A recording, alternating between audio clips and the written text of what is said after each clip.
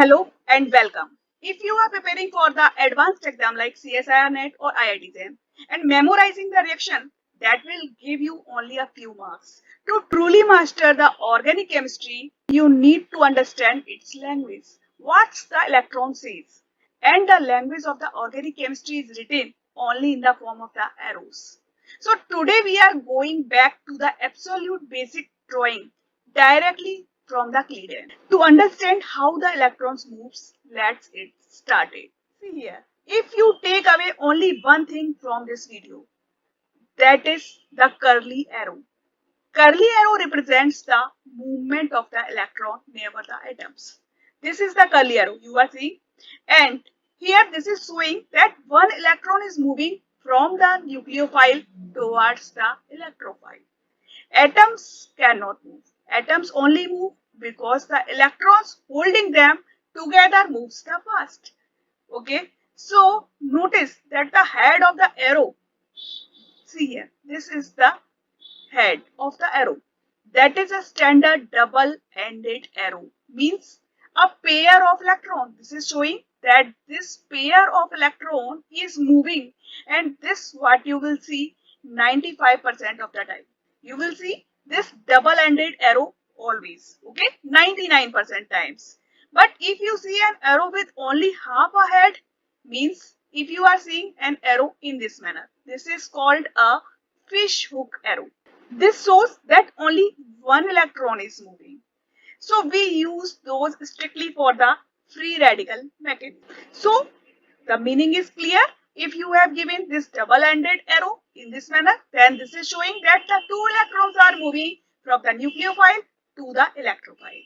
And if you have given an arrow in this manner, this is called the fish hook arrow, and this shows that only one electron is moving. Means we are getting a free radical. For electrons to move, we need a starting point and a destination from where the electrons are moving and from where they are going.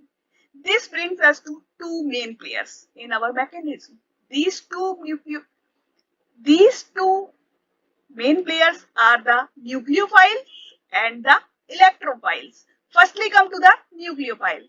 Nucleophile generally we show by Nu.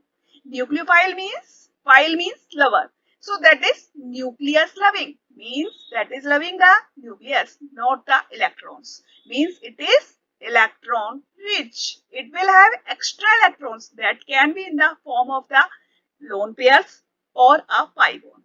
In this diagram, you are seeing there is OH group, and in this OH group, you are seeing this oxygen is having one pair, two pair, and three pair. Three lone pair of electrons are present on it. So, whenever it see an electrophile, it will donate this to this one. Means you will see this type of arrow. Okay. And second thing may be a pi bond, like in CH2 double bond CH2. This pi bond will have the electron density that can also be donated. So, the arrow will always be start from the nucleophile. The second player is the electrophile that we show by E. And this is called electrophile, means philic of electrons, means lover of electrons. So it is electron loving. Why it is electron loving? Because actually it is electron deficient. It is having lack of electrons. It is having actually a positive charge, or it may have a partial positive charge, or it may have an empty orbital.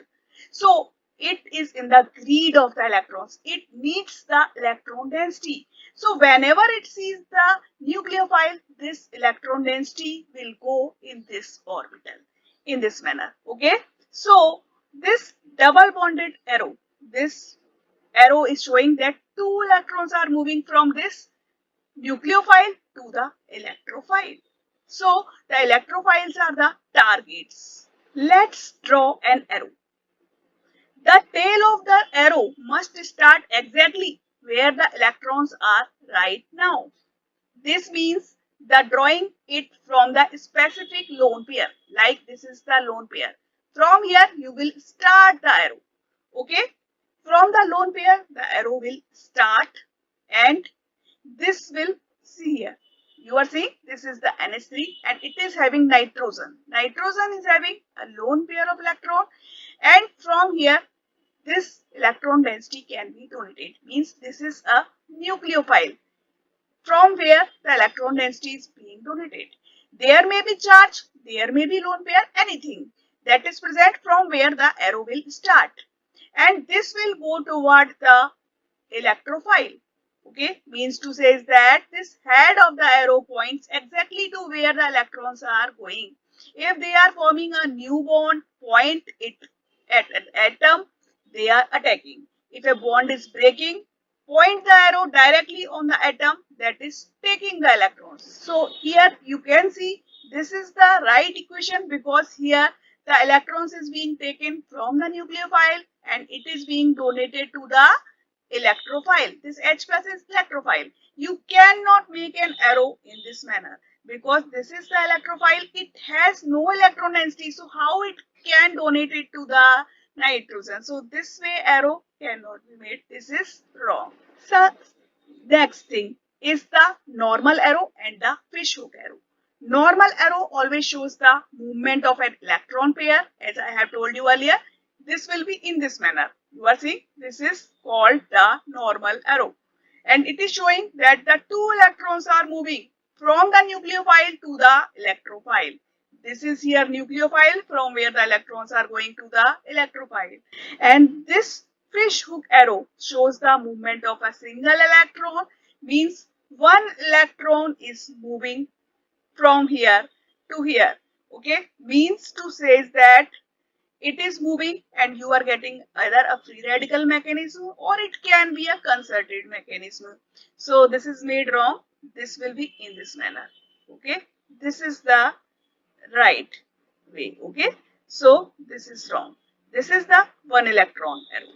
And one important thing that is given in the Cladence pro tip, we can say it. Always draw your lone pair. Whenever you're making a reaction, always make the lone pair of electrons. See here, this is the acetone. Here, this is CS3, this is CS3. You can write it either in this manner or as it was written earlier in that manner. But whenever you are doing the reaction mechanism, don't write the oxygen in this manner. Why? Because it is not showing the electron pair.